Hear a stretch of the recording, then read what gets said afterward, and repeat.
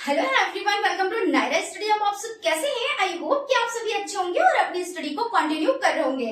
Friends, आज के video lecture में हम बात करने वाले हैं जो आपका सब्जेक्ट हिंदी शिक्षण हो जाता है, इसके कुछ टॉपिक पर हम डिस्कस करेंगे और उसके बाद इसके जो लघु टाइप क्वेश्चन है उसकी सीरीज को कंटिन्यू करेंगे। सो आप लोग वीडियो में लास्ट तक बने रहिएगा और वीडियो को बिल्कुल भी स्किप ना कीजिएगा, क्योंकि हर एक चीज आप लोगों के लिए इम्पोर्टेंट हो जाती है।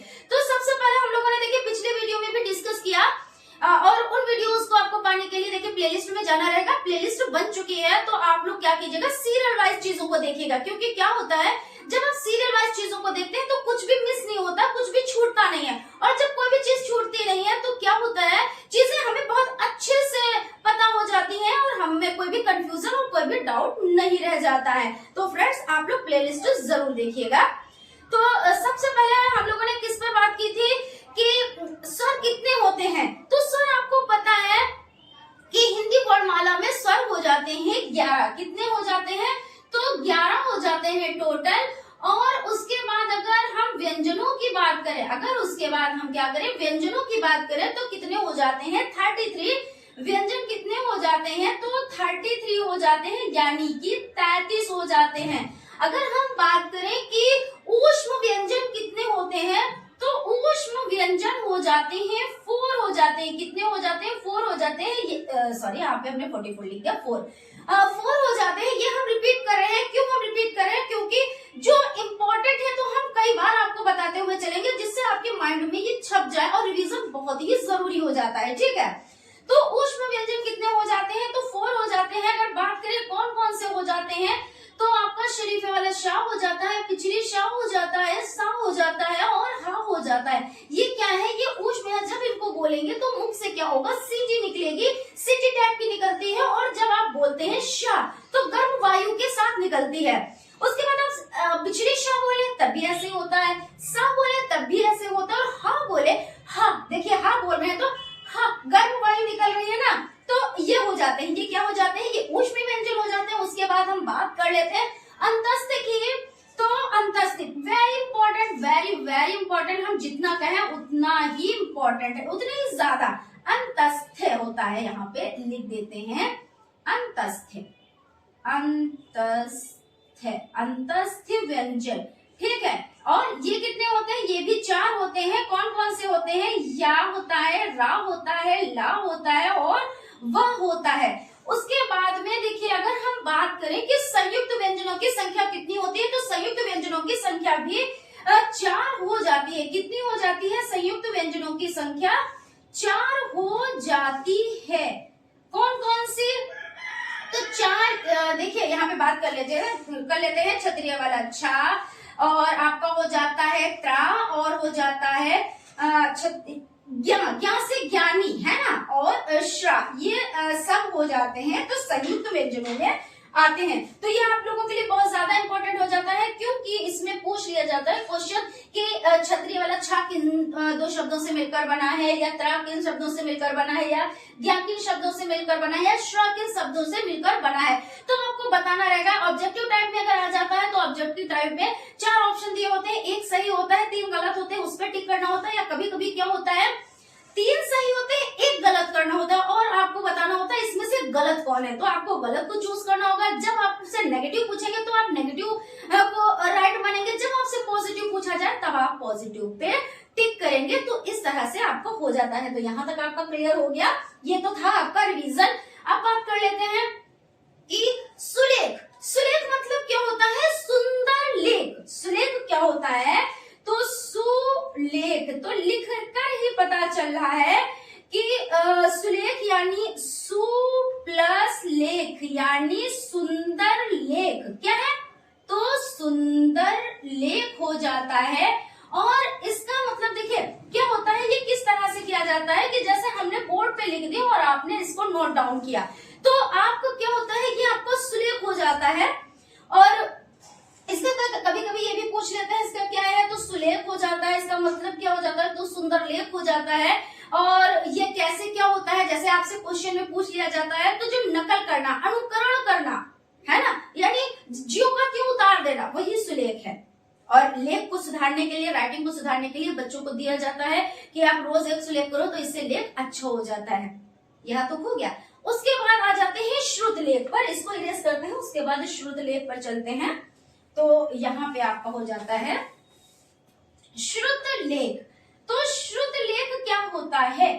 तो देखिए, श्रुत लेख का मतलब होता है, देखिए नाम से ही पता चला, श्रुत यानी सुनना, सुनकर लिखना, ठीक है। तो सुनकर लिखना जब होगा तो इसका मतलब क्या होता है, जिसको कहते हैं डिक्टेशन, जिसको कहते हैं मामा आम बोलचाल की भाषा में इमला कहते हैं, है ना।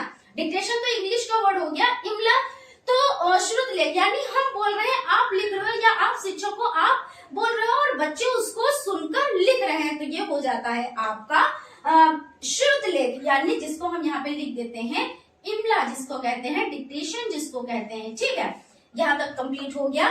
तो फ्रेंड्स, आप लोग लाइक और सब्सक्राइब करना ना भूलिएगा, क्योंकि बार बार कह देते हैं, हालांकि बार बार नहीं कहना चाहिए, तो आप लोग खुद से कर देते हो, लेकिन याद भी दिला देते हैं। तो श्रुत लेख यानी इमला हो जाता है। उसके बाद हम और भी टॉपिक्स पर बात कर लेते हैं, जैसे जो चिन्ह हैं उनके बारे में भी डिस्कस किया, पूर्ण विराम, अर्ध विराम, अल्प विराम। तो इन सब चीजों को बहुत अच्छे से आप लोग तैयार कीजिएगा, क्योंकि क्या होता है, इससे रिलेटेड क्वेश्चंस एग्जाम में बहुत ज्यादा बनते हैं। अब आ जाते हैं बलाघात पर। किसपे? बलाघात। जैसे ये क्या होता है, तो किसी अक्षर पर हम क्या करते हैं, बहुत ज्यादा जोर लगाते हैं कि वही काम होना है, कि हम ही यहाँ जाएंगे, वो ही यहाँ आएगा, लड़की ही ये करेगी, हमें लड़का ही चाहिए। ये क्या, इस पे हम क्या कर रहे हैं, बहुत ज्यादा बल दे रहे हैं, ही पर, भी पर, है ना। तो ये क्या होते हैं, बलाघात। अब बात कर लेते हैं कि जैसे जब आप बोलते हो तो क्या एक लय में बोलना चाहिए, जैसे हम आपसे बोल रहे हैं तो हम एकदम से स्पीड में बोलते चले जाएं, क्या आपकी समझ में आएगा? नहीं आएगा। क्यों? क्योंकि ना तो हमने कहीं पर ठहराव लिया, ना तो हम कहीं पे रुके, और एक स्पीड में तो आपको पता ही नहीं चला कहाँ पे सेंटेंस शुरू हुआ, कहाँ पे खत्म हुआ। तो इन सब चीजों का भी ख्याल रखना होता है, और हिंदी में यही सब चीजें होती है। कुछ लोग कहते हैं हमारे नंबर अच्छे नहीं आते हैं, क्यों? क्योंकि हमने करके तो सब रखा है, हमने सब कुछ किया, पूरा पेपर हल किया, लेकिन हमारा क्या हुआ, हमको नंबर अच्छे नहीं मिले। लेकिन क्या होती है, यही सब गलतियां हो जाती है, कहीं पे पूर्ण विराम आपने नहीं यूज किया, कहीं पे अर्ध विराम नहीं यूज किया, कहीं पे अल्प विराम नहीं यूज किया, तो इन सब चीजों में हो जाता है। हालांकि अब जो आपका डीएलएड है, तो इसमें तो कॉपियां बहुत ही अच्छे से चेक होती है। अच्छे से चेक का मतलब ये हो जाता है कि कोई भी चीज ऐसी नहीं होती है जो आपने कॉपी भर दी और आपको नंबर मिल जाएंगे, बहुत ही बारीकी से कॉपियां चेक होती हैं।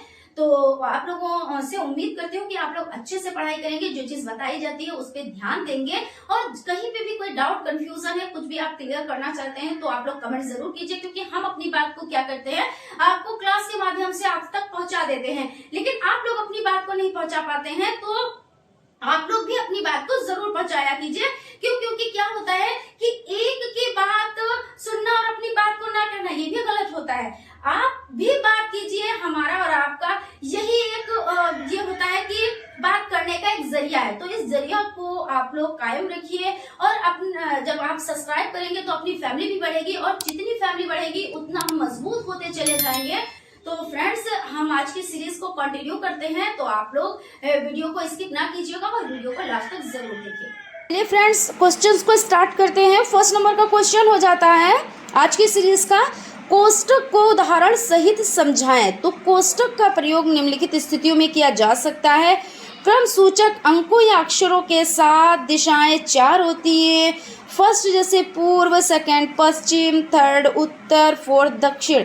यानी कभी कभी वाक्य के प्रवाह से भिन्न अथवा व्याख्यात्मक शब्दों को कोष्टक में रखा जा सकता है, जैसे भरत दशरथ के पुत्र बड़े तपस्वी थे। यानी कहने का मतलब ये है कि जैसे आपका कोई एक नाम है, फिर दूसरा नाम लिखने के लिए जैसे होता है ना, निक नेम होता है, या आपके इस तरह से लिखना होता है, जैसे आपका नाम मान लीजिए कुछ भी है, नेहा है, सुनीता है, रीता है, कुछ भी है, और किनकी पुत्री हैं आप, तो ब्रैकेट में करके लिख दिया, तो इस तरह से हो जाता है। या जैसे 1 लिखा, 2 लिखा, यानी 1 2 3, और उसमें चीज़ों को दिखाना है, तो उस ब्रैकेट में 1 2 3 को ब्रैकेट में कर दिया, और उसके बाद हमने जो चीज़ दिखानी है, दर्शानी है, उसको दर्शाएंगे। तो इस तरह से हो जाता है कोष्टक का प्रयोग। अब उसके बाद है विवरण चिन्ह को उदाहरण सही समझाए। विवरण चिन्ह किसी चीज़ का विवरण देना है ना, किसी विषय अथवा बातों को समझाने के लिए अथवा निर्देश के लिए विवरण चिन्ह का प्रयोग किया जाता है।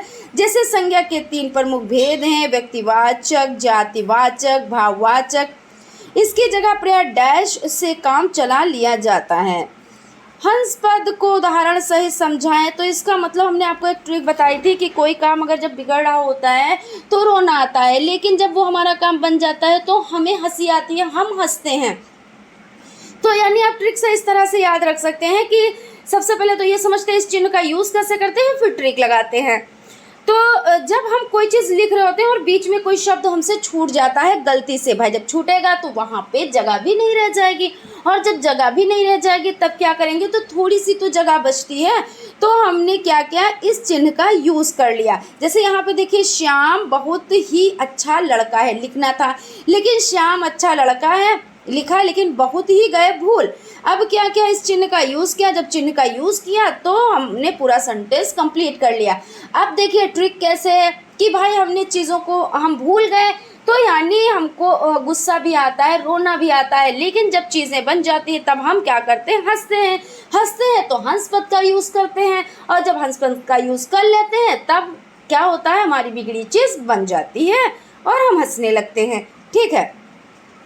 लिखने की शिक्षा के उद्देश्य बताएं। तो लिखने की शिक्षा के प्रमुख उद्देश्य निम्न हैं। लिखने की शिक्षा के प्रमुख उद्देश्य बालक को इस बात की योग्यता प्रदान करना है जिससे कि वह अपनी भावनाओं और अनुभूतियों को लिखकर अपने शब्दों को व्यक्त कर सके। सेकेंड है, बालकों को लिखने की शिक्षा देने का एक उद्देश्य यह भी है कि वे लिखते समय यथा स्थान सामासिक तथा विराम आदि चिन्हों का प्रयोग करके लिख सकें। थर्ड है, बालकों ने पढ़कर, सुनकर या मौखिक भाषा के माध्यम से जिन शब्दों का अर्जन कर लिया है उसके प्रयोग करने का अवसर प्राप्त होता है। छात्र इन शब्दों का प्रयोग लिखकर कर सकते हैं। बालकों ने जिस ज्ञान को प्राप्त कर लिया है उन्हें लिखित भाषा का ज्ञान कराकर उस ज्ञान को सुव्यवस्थित तारतम्य रूप से प्रस्तुत करने की शिक्षा प्रदान करना। बच्चों को सुंदर, स्पष्ट तथा आकर्षक ढंग से लिखने की शिक्षा देना 6 नंबर पर हो जाता है। स्थायी साहित्य सृजन की शिक्षा प्रदान करना। रेखा विधि से तात्पर्य बताइए। तो प्रायः देखा जाता है कि बच्चे कुछ रेखाएं खींचने लगते हैं। उन्हें इस प्रकार की तिरछी, खड़ी, सीधी या खड़ी रेखाओं में एक विशेष आनंद की प्राप्ति होती है। अतएव बच्चों से इस प्रकार की रेखाएं आरंभ में खिंचवानी चाहिए। जब रेखा खींचने में उनके हाथ सधने लगें तो अक्षरों के आकार बनवाने चाहिए। इसे ही रेखाओं द्वारा अक्षर सिखाने की विधि कहते हैं। तो समझ में आ गया कि रेखा विधि क्या होती है, कि जब बच्चों को क्या करना जाता है कि तिरछी, आड़ी, सीधी, टेढ़ी कि पर यानी इस तरह की रेखाएं खिंचवाई जाती है। तो बच्चों का क्या होता है, जो हाथ होता है वो पेंसिल को पकड़ने लगता है, पेंसिल को पकड़ने की आदत बन जाती है और फिर अच्छे से अक्षर भी बनने लगते हैं। मॉन्टेसरी विधि का उपयोग कब किया जाता है, मॉन्टेसरी विधि को समझाएं। तो मॉन्टेसरी पद्धति में छोटे बच्चों को लिखने की शिक्षा देने के लिए 3 विधियों का प्रयोग किया जाता है।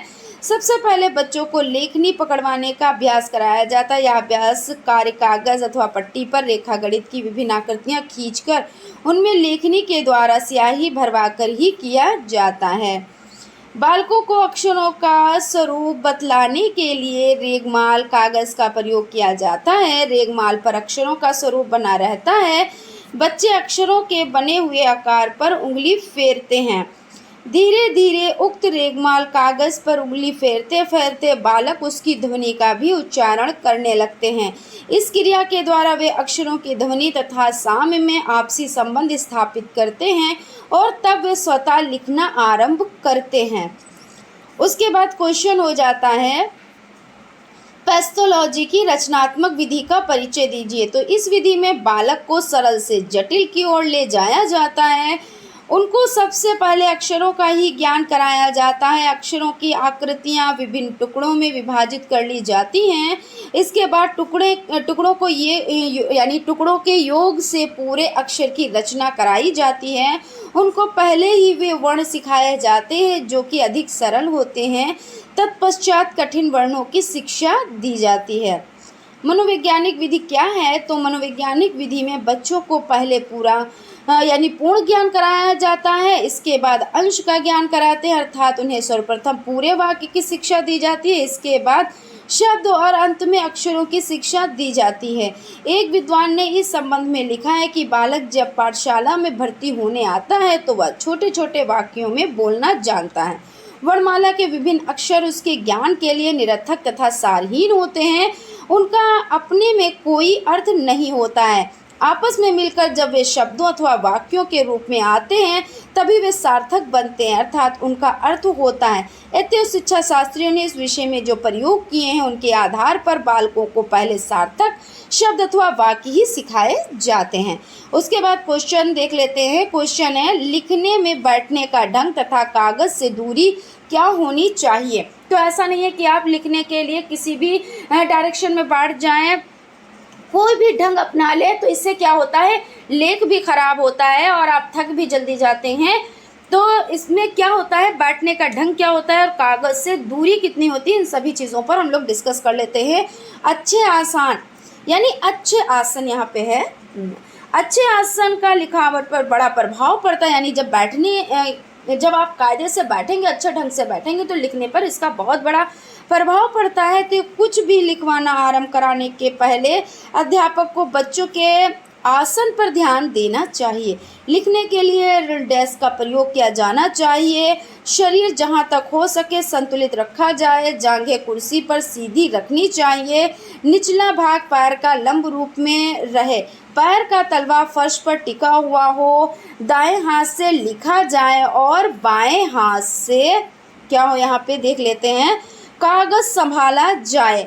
कॉपी और आंखों की दूरी कम से कम 1 फुट होनी चाहिए। बच्चे मेज पर झुककर ना लिखें, अर्थात अध्यापकों को बच्चों को बैठने के ढंग पर विशेष ध्यान देना चाहिए। तो ऐसा नहीं, कुछ बच्चे ऐसे करके पेट के बल इस तरह से हो जाते हैं और उसके बाद लिखने लगते हैं, तो इसमें लेख नहीं सुंदर आता है और अच्छे से नहीं लिख पाते। मतलब बैठने का ढंग क्या हो कि आप डेस्क है आपके पास में, चेयर है तो चेयर पे कैसे बैठें और पैरों को फर्श पे सटा के बैठें, मतलब इस तरह से सभी चीज़ों का ध्यान रखना चाहिए। कलम पकड़ने की विधि क्या होनी चाहिए? तो बच्चों को इस प्रकार कलम पकड़ने का ढंग बताया जाए कि लिखते समय कलम अंगूठे और उंगली के बीच आ जाए। देखिए इस तरह से कलम का मुंह कंधे से बाहर की ओर निकला हुआ होना चाहिए। लिखते समय हथेली का भाग स्पष्ट रूप से देखते रहना चाहिए। कलम 45 अंश पर कटी हुई होनी चाहिए। ऐसा करने से बच्चों के लेख सुंदर तथा सुडौल होते हैं।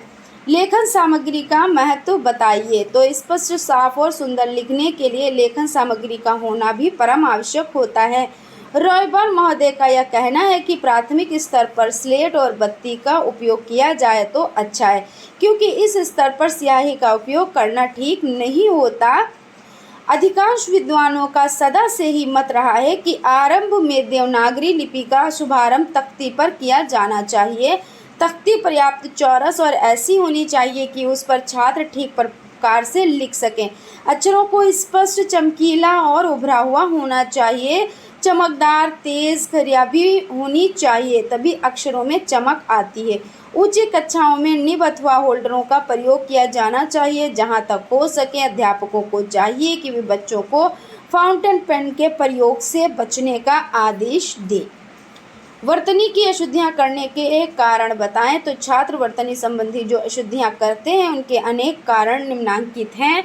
उच्चारण अशुद्ध होगा तो वर्तनी भी अशुद्ध होगी। लिखने में शीघ्रता करना, सुलेख का अभ्यास न करना, क्षेत्रीय भाषा का खराब प्रभाव, मात्राओं के ज्ञान का अभाव, शब्द लाघव की प्रक्रिया भी वर्तनी की अशुद्धि का एक कारण है। शरीर में होने वाले विकार भी वर्तनी की त्रुटियों के कारण है। लिखते समय भावावेश के कारण मन का अशांत होना, पुस्तकों में मुद्रण की अशुद्धियों यानी अशुद्धियाँ भी एक कारण है। व्याकरण के ज्ञान का प्रभाव, लिपि के ज्ञान का अभाव। वर्तनी की अशुद्धियाँ सुधारने के उपाय बताएं। तो वर्तनी की अशुद्धियाँ सुधारने के उपाय निम्नांकित हो जाते हैं। कक्षा में शिक्षण, शुद्ध उच्चारण करें, छात्रों से शुद्ध उच्चारण कराना, कक्षा में खड़ी भाषा का प्रयोग कराना, सुलेख का अभ्यास कराना, समान उच्चारण वाले अक्षरों के अंतर समझाना, मुद्रण की अशुद्धियों का संशोधन, श्यामपट्ट पर लिखकर सुधार करना और लिखते समय सावधान रहना, शब्दकोश का प्रयोग कराया जाए, शारीरिक दोष का निवारण करना। फिर उसके बाद हो जाता है लेखन कला को कुशल बनाने में सुलेख के महत्व पर प्रकाश डालिए। तो सुलेख का उद्देश्य सुंदर लेख लिखना होता है। लेखक कला को कुशल बनाने में सुलेख का बहुत महत्व है, क्योंकि सुंदर अक्षरों में लिखते हुए वाक्य पढ़ने में, समझने में और देखने में अच्छे लगते हैं। यहाँ पे राष्ट्रपिता है। राष्ट्रपिता महात्मा गांधी जी ने कहा है कि भद्दा लेख अधूरी पढ़ाई की निशानी है। गांधी जी ने क्या कहा है कि भद्दा लेख अधूरी पढ़ाई की निशानी है, अतः लेख सदैव स्पष्ट और शुद्ध होना चाहिए। शुद्धता को पहली वरीयता देनी होगी, तत्पश्चात स्पष्टता और सफाई का महत्व। यानी भद्दा लेख क्या है? अधूरी पढ़ाई की निशानी होती है। उसके बाद है अक्षरिक लिपि से आप क्या समझते हैं? तो इसमें संकेतों को अक्षर के माध्यम से व्यक्त किया जाता है, वर्णों के माध्यम से नहीं। इसमें व्यंजनों के लिए दो ध्वनियाँ प्रयुक्त होती थी, जैसे का में का हलंत प्लस आ दो ध्वनियाँ हैं। इस लिपि की वैज्ञानिकता में यह एक दोष कहा जा सकता है। अशुद्ध उच्चारण के किन्हीं 5 कारणों का उल्लेख कीजिए। तो अशुद्ध उच्चारण के कुछ कारण निम्नांकित हैं। ध्वनि लोपन, किसी ध्वनि का लोप कर देना। ध्वनि प्रकृति, किसी ध्वनि का अल्प या अति उच्चारण करना। ध्वनि विपर्य, किसी ध्वनि को उलट पुलट देना। उच्चारण के साधारण नियमों का ज्ञान होना। शारीरिक विकृतियाँ जैसे ओष्ठ, दंतक्ष, कोमल तालु, अभाव, लघुत्व। और इसके बाद है प्रश्न, अनुनासिक स्वर क्या है? तो अनुनासिक स्वर को देख लेते हैं। जब मुख द्वार बंद करके खोला जाता है, किंतु साथ ही नासिका विवर भी खुला रहता है, इससे जो स्वर निकलते हैं वे अनुनासिक स्वर होते हैं, जैसे डा, त्रा, डा, ना और मा हो जाते हैं। उच्चारण के सुधार की मुख्य विधियां कौन कौन सी हैं? उच्चारण शिक्षण की विधियों का संक्षिप्त उल्लेख कीजिए। शुद्ध उच्चारण कैसे हो? तो पाणिनि व याज्ञवल्क्य ने शिक्षा में शुद्ध उच्चारण के बारे में लिखा है। व्याघ्री यथा हरेत पुत्रान् दृष्टाभ्यम न पीड्यते, भीता पदन भेदाम्या तृणानं प्रयोज्यते। यानी अर्थात जिस प्रकार बाघिन अपने बच्चे को मुंह में लेकर चलते समय इस बात का ध्यान रखती है कि बच्चे को ना तो दांत चुभे और ना ही वे गिर पड़े, इसी प्रकार वर्णों का उच्चारण करते समय देखना है कि ना तो वे दबे रह जाएं और ना एक बाहर निकल जाएं। उच्चारण के प्रमुख तत्व हैं ध्वनि व्यवस्था। शुद्ध उच्चारण के लिए हिंदी ध्वनियों की व्यवस्था का ज्ञान आवश्यक है। किस ध्वनि का उच्चारण यानी उच्चारण स्थल से होगा? बल, जिस शक्ति के द्वारा किसी ध्वनि वर्ण का उच्चारण किया जाता है उसे बल कहते हैं। अक्षर वर्ण बल। और फर्स्ट नंबर पे हो जाता है घर शब्द बल। हरि घर जाता है, तो वाक्य बल। हरि घर जा सकता है। उच्चारणों में किसी ध्वनि पर बल न देने से भी अर्थ का अनर्थ हो जाता है। लय, जब अक्षर बोलने के पश्चात दूसरा अक्षर बोलने के मध्य समान समय देने को लय कहते हैं। स्वराघात, उच्चारण में ध्वनियों के समुचित आरोह अवरोह को स्वराघात कहा जाता है। गति का अर्थ शब्द समूहों के मध्य में हिचकिचाहट अथवा रुकावट के बोलने से है। विराम का अर्थ है रुकना। लंबे वाक्यों को शुद्ध रूप से पढ़ने के लिए यथास्थान पर रोकते हुए पढ़ना। पठन का क्या अर्थ है? आरंभिक स्तर पर पठन शिक्षण की 2 विशेषताएं लिखिए। वाचन का अर्थ लिखिए। या तो ऐसे है। भाषा के 2 रूप हैं। कौन कौन से 2 रूप होते हैं? तो एक तो हो जाता है मौखिक और दूसरा लिखित। यानी आप अपनी बात को किसी दूसरे से कहने के लिए या तो आप मुख से बोलकर कहेंगे या आप लिख कर कहेंगे, तो 2 हो जाती हैं। मौखिक भाषा को बोला जा सकता है, किंतु लिखित भाषा को तो वाचन पढ़ना ही होता है। यानी कि क्या है, जैसे हम बोल रहे हैं, अपनी बातों को कह रहे हैं, तो आप सुनेंगे, लेकिन जब हम लिख कर आपको चीज़ें देंगे तो आप क्या करेंगे, उसको पढ़ेंगे। लिखित भाषा को देखकर बोलना ही वाचन कहलाता है। वाचन के पर्याय पठन ही बांधना भी होता है। यानी आप क्या कर रहे हैं कि लिखित भाषा को देखकर आप बोले तो क्या है, वो वाचन कहलाता है। ल्यूइस के अनुसार वाचन एक साधन है जिसके माध्यम से बालक संपूर्ण मानवता के द्वारा संचित ज्ञान राशि से परिचित हो सकता है। वाचन के उद्देश्य निम्नलिखित हैं। देख लेते हैं कौन कौन से हैं। बालकों में ऐसी क्षमता उत्पन्न करना कि वे पाठ पढ़कर उसके भाव ठीक ठीक समझ सके। वाचन द्वारा छात्रों को शुद्ध उच्चारण का अभ्यास कराना, पढ़ते समय स्वरों के उतार चढ़ाव तथा विराम आदि का ध्यान रखना, आत्मसात किए गए विषय को बालक दूसरों को भी समझा सके, उसमें ऐसी योग्यता उत्पन्न करना। वाचन किसे कहते हैं, वाचन के प्रकार बताएं। तो वाचन के प्रकार सस्वर वाचन और मौन वाचन। सस्वर वाचन में आदर्श वाचन हो जाता है, अनुकरण वाचन हो जाता है, और अनुकरण वाचन में व्यक्तिगत वाचन और समवेत वाचन हो जाते हैं, और मौन वाचन में द्रुत वाचन और गंभीर वाचन हो जाते हैं। उसके बाद देख लेते हैं सस्वर वाचन। स्वर रहित वाचन सस्वर वाचन कहलाता है, अर्थात लिखी हुई विषय वस्तु को देखकर स्वयं पढ़ना स्वयं वाचन है। सस्वर वाचन के दो भेद हैं, आदर्श वाचन और अनुकरण वाचन। मौन वाचन लिखित सामग्री को मन ही मन चुपचाप बिना आवाज निकाले पढ़ना मौन वाचन कहलाता है। मौन वाचन में ओष्ठ नहीं हिलते। जड़ महोदय का कथन है कि बालक जब पैरों से चलना सीख जाता है तो घुटनों के बल खिसकना छोड़ देता है। इसी प्रकार भाषा के क्षेत्र में बालक जब मौन वाचन की कुशलता अर्जित कर लेता है तो सस्वर वाचन का अधिक प्रयोग छोड़ देता है। सस्वर वाचन की विशेषताएं लिखिए या सस्वर वाचन के दो गुण लिखिए। ध्वनियों का ज्ञान हो जाता है, उच्चारण की शुद्धता हो जाती है, विराम चिन्ह हो जाते हैं, स्पष्टता हो जाती है, उपयुक्त बलाघात हो जाता है। देख लेते हैं ध्वनियों का ज्ञान। बालकों को विभिन्न ध्वनियों का ज्ञान होना चाहिए और समान ध्वनियों में भेद करने की सामर्थ्य होनी चाहिए। उच्चारण की शुद्धता। उत्तम सस्वर वाचन में शुद्धता का विशेष महत्व है तथा प्रत्येक शब्द का उच्चारण शुद्ध रूप से करना चाहिए। उच्चारण में अशुद्धता कई कारणों से आ जाती है, जैसे क्षेत्रीय प्रभाव के कारण, मनोवैज्ञानिक कारण, अज्ञानता अवश्य, गलत अभ्यास, शिक्षक का शुद्ध उच्चारण, उच्चारणों स्थलों में दोष आदि हो जाते हैं। फ्रेंड्स, आगे बढ़ने से पहले आप चैनल को लाइक सब्सक्राइब ज़रूर कर दें, क्योंकि देखिए अगर आपको क्लास अच्छा लगे तो आप लाइक ज़रूर कीजिए, और अगर आपको और इस तरह के वीडियोस पाने हैं, आपको अच्छी तैयारी करनी है तो आप चैनल को सब्सक्राइब ज़रूर कर लें, क्योंकि ऐसा तो होता नहीं कि आपको बार बार सब्सक्राइब करना रहता है। सब्सक्राइब तो एक ही बार करना रहता है ना। अगर न्यू है तो सब्सक्राइब करें, और वैसे तो आपने सब्सक्राइब कर ही रखा होगा।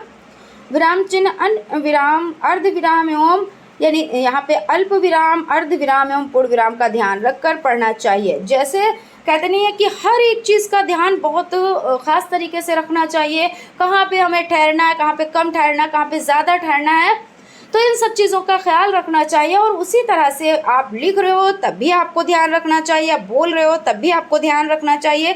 बिना ठहरे हम ही आपको बताते चलें और बिना ठहरे एक लय में बताते चले तो आप बोर हो जाएंगे, समझ ही नहीं पाएंगे कि हम कह क्या रहे हैं आखिर, है ना।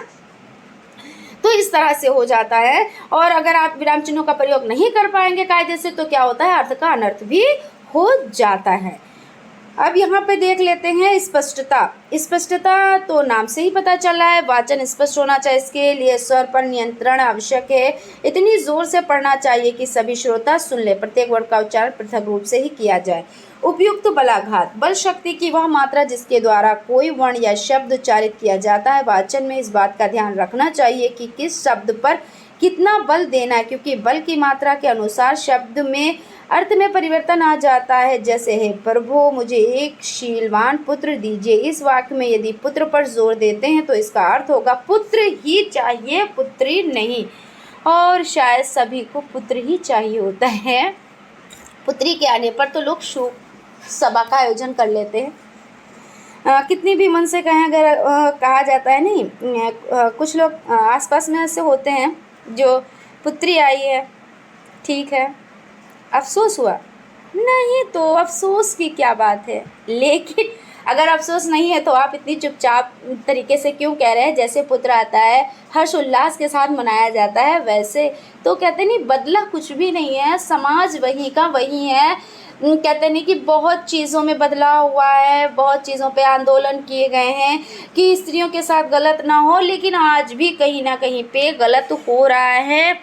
कभी ये तो नहीं कहेंगे कि धर्म के नाम पे तो वो चीज़ नहीं है, किसी भी धर्म का हो, धर्म तो कुछ होता ही नहीं है अगर पहले आप इंसान बन लें। सबसे बड़ी बात ये है कि अगर मनुष्य जो है वो मनुष्य ही पहले बन ले तो सारे दुख ही ना दूर हो जाएं, लेकिन क्या होता है मनुष्य मनुष्य ही नहीं बन पा रहा है। अगर एक तो अगर पुत्री है तो समझ लीजिए वो दुख में हो गया। अब पुत्री ने जन्म ले लिया, उसको स्टार्टिंग से दुख का सामना करना पड़ रहा है। जब वो समाज में निकल रही है तब भी उसको दुख का सामना करना पड़ रहा है। पर्दे में रहो, ये करो, वो करो, यहाँ ना जाओ, वहाँ ना जाओ।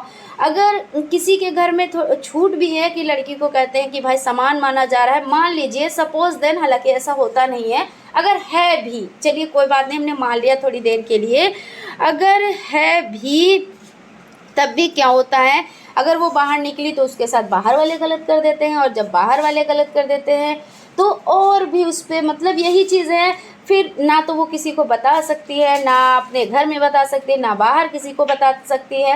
मतलब कहने का मतलब वही घूम फिर के आ गया। कितनी भी इस पे वर्क किया गया हो, कितनी भी धाराएं बनी हो, कुछ भी है, लेकिन आज भी वही स्थिति है जो कल थी।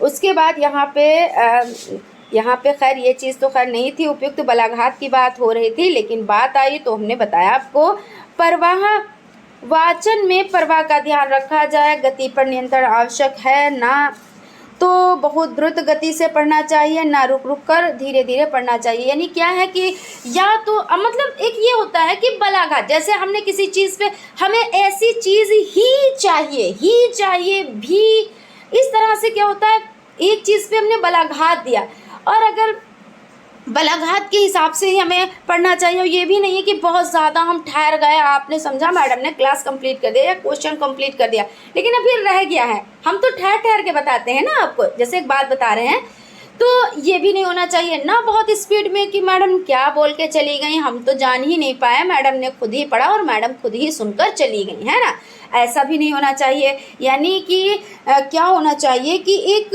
ढंग से चीज़ों को बताना चाहिए। अर्थ की प्रगति, सुंदर वाचन वह है तो पढ़ते समय शब्दों का अर्थ ग्रहण कर चलता। यदि गति, लय, उच्चारण, विराम आदि का ध्यान रखकर वाचन किया जा रहा है तो अर्थ की प्रतीति स्वाभाविक रूप से होती चली जाएगी। वाचन की मुद्रा, वाचन करते समय अच्छा वाचन आना आवश्यक, ढंग से सिर नहीं लाता, हाथ नहीं पटकता, मेज़ नहीं पीटता, उंगलियों को नहीं नचाता, पैर से तबला नहीं बजाता, पुस्तक को विकृत ढंग से नहीं पकड़ता, न झुककर पकड़ता और न ही अकड़कर। रुचि, पढ़ते समय अच्छा वाचक रुचि पढ़ने में रुचि लेता है। अब देखिए अगर आपको इंटरेस्ट ही नहीं होगा तो आप क्या पढ़ेंगे। अभी हम क्लास ले रहे हैं, अगर आपको रुचि नहीं होगी तो इस कान से सुनेंगे, दूसरे कान से निकाल देंगे। अगर मम्मी घर पे कह रही है कि मैम का क्लास आ रहा है, आप उसको देखो, सुनो, नोट्स बनाओ, मम्मी तो क्या क्या चली गई बाहर, आप अपने लर्निंग कॉर्नर पे बैठे हुए हैं जहाँ पे आप पढ़ते हैं, और मम्मी समझ रही हैं बिटिया या हमारा जो बेटा है वो पढ़ रहा है, लेकिन जब आपको रुचि नहीं है तो आप नहीं पढ़ेंगे। और रुचि होगी तो मम्मी कितना भी कहें कि बेटा ऐसा काम कर दो, उसके बाद पढ़ाई करो, लेकिन आप क्या करोगे, काम बाद में करोगे और पढ़ाई पहले कर लोगे। तो रुचि बहुत ज़्यादा ज़रूरी होती है।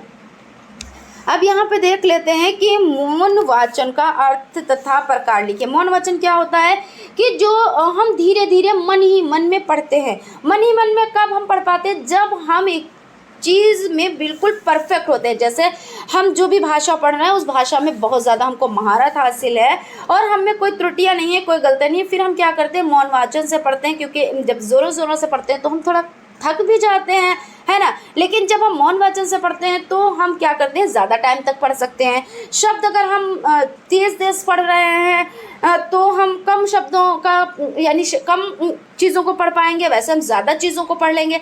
तो यानी मौन वाचन बहुत अच्छी चीज़ होती है, लेकिन पढ़ा कब जाता है, जब आपको महारत हासिल होती है ना। तो देख लेते हैं लिखित सामग्री को मन ही मन चुपचाप बिना आवाज निकाले पढ़ना मौन वाचन कहलाता है। मौन वाचन में ओष्ठ नहीं हिलते। जड़ महोदय का कथन है कि बालक जब पैरों से चलना सीख जाता है तो घुटनों के बल खिसकना छोड़ देता है। इसी प्रकार भाषा के क्षेत्र में बालक जब मौन वाचन की कुशलता अर्जित कर लेता है तो सस्वर वाचन का अधिक प्रयोग छोड़ देता है। मौन वाचन में निपुणता का आना व्यक्ति के विचारों की पूर्णता का द्योतक है और भाषाई दक्षता पर अधिकार का सूचक है। बेकन ने लिखा है कि कुछ पुस्तकें गहन अध्ययन की दृष्टि से पढ़ी जाती हैं, कुछ केवल निगल ही जाती हैं और कुछ केवल स्वाद के लिए पढ़ी जाती है। बेकन के उपयुक्त कथन से स्पष्ट होता है कि मौन पठन के दो प्रकार हैं। द्वैत मौन वाचन का उद्देश्य विशेष रूप से मनोरंजन की प्राप्ति है। पुस्तकालय अथवा घर पर विभिन्न पत्र पत्रिकाओं तथा समाचार पत्रों को पढ़ना इस प्रकार के मौन पठन की ही अंतर्गत आता है। द्वैत पठन के नाम से ही स्पष्ट है कि शीघ्रतापूर्वक किया जाने वाला पठन, इससे विषय वस्तु सरल एवं बोधगम्य हो जाती है। गंभीर मौन वाचन गंभीर अथवा गहन पठन उस विषय वस्तु का किया जाता है जो सारगर्भित तथ्यात्मक तथा क्लिष्ट भाषा में बद्ध होती है, जिससे अधिक चिंतन की आवश्यकता होती है। गंभीर वाचन में पाठ्य वस्तु के प्रत्येक शब्द को पढ़ना व समझना आवश्यक होता है। ठीक है, तो इस तरह से हम यहीं पे आज का सेशन कंप्लीट करते हैं, क्योंकि क्या होता है अगर ज़्यादा लंबी वीडियो हो जाती है तो आप लोगों का मन ऊब जाता है, और मन ऊबना नहीं चाहिए, परेशान नहीं होना चाहिए। उतनी चीज़ें पढ़ें जितनी चीज़ों में आपको खुशी मिले और जितनी निराशा हटा के आप पढ़ें। ऐसा नहीं कि निराश होकर अरे क्लास बहुत लंबी है, बहुत लेती है, अरे चलो थोड़ा सा पढ़ लेते हैं और अरे चलो, लेकिन जब मन से आप पढ़ेंगे तभी बात बन पाएगी। तो फ्रेंड्स आज का सेशन यहीं पे कंप्लीट करते हैं। आई होप आप लोगों को सेशन अच्छा लगा होगा, और अगर सेशन अच्छा लगा है तो एक लाइक ज़रूर कीजिएगा और अपने फ्रेंड्स में भी वीडियो ज़रूर शेयर कीजिएगा, क्योंकि क्या होता है कि अपना भला तो होना चाहिए, दूसरों का भी हमें भला करना चाहिए। और जब हम दूसरों का भला करेंगे तो कहीं ना कहीं जिसके साथ हम भला करेंगे हो सकता है वो ना करे, लेकिन उसके वजह से दूसरा हमारे साथ भला करेगा। क्योंकि कभी कभी होता नहीं है कि हम अगर किसी के साथ भला करते हैं तो वो हमारे साथ बुरा कर जाता है, लेकिन ये ना सोचिए कि आपकी भलाई कहीं व्यर्थ जाएगी, कहीं ना कहीं से किसी दूसरे रास्ते से आपको उसका फ़ायदा मिलेगा ज़रूर। तो फ्रेंड्स यहाँ पे सेशन कंप्लीट करके